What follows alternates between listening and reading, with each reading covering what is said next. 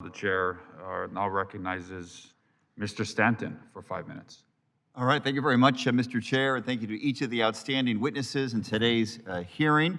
In my home state of Arizona, the COVID-19 pandemic has had a major negative impact on two key economic engines for our state and region, Phoenix Sky Harbor International Airport, as well as Phoenix Mesa Gateway Airport.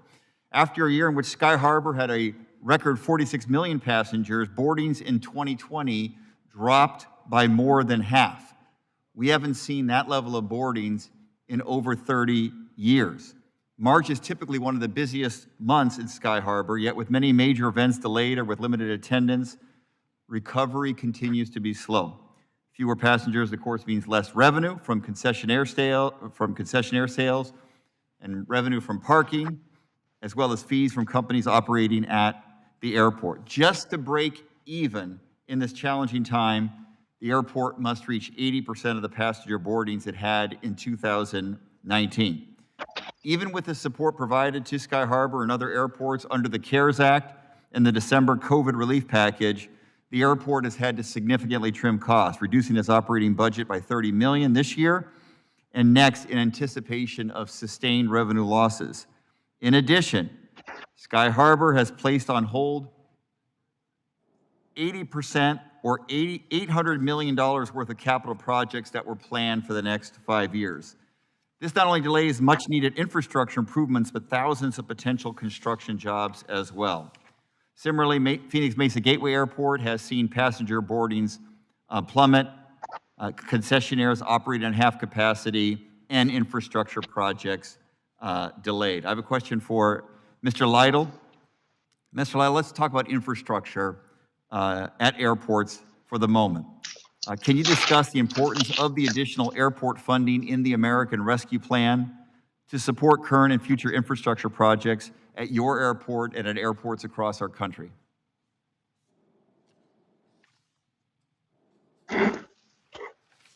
Yeah, thank you. The additional funding that we are hoping that we'll get from the American Rescue Plan is going to go a long way to help us.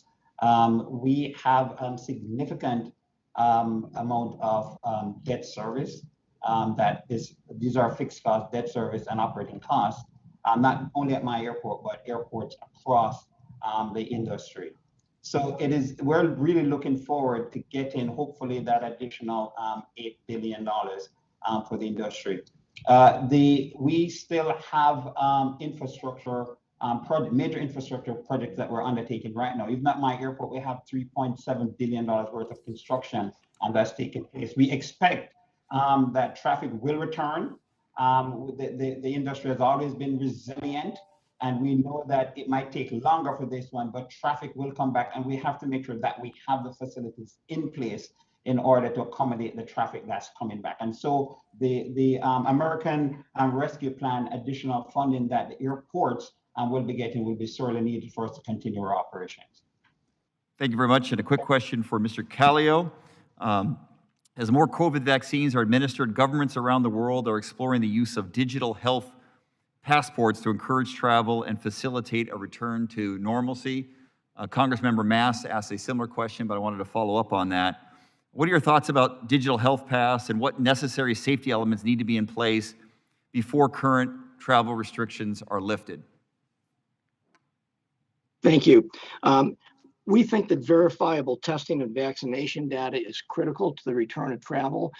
We do believe that there are principles that should be applied across the board to make this workable and protect the rights of passengers. We would be happy to brief the committee on where we stand on this, because we have laid out a series of elements that we think ought to be in place to make these health passports both workable and as easy on passengers as possible.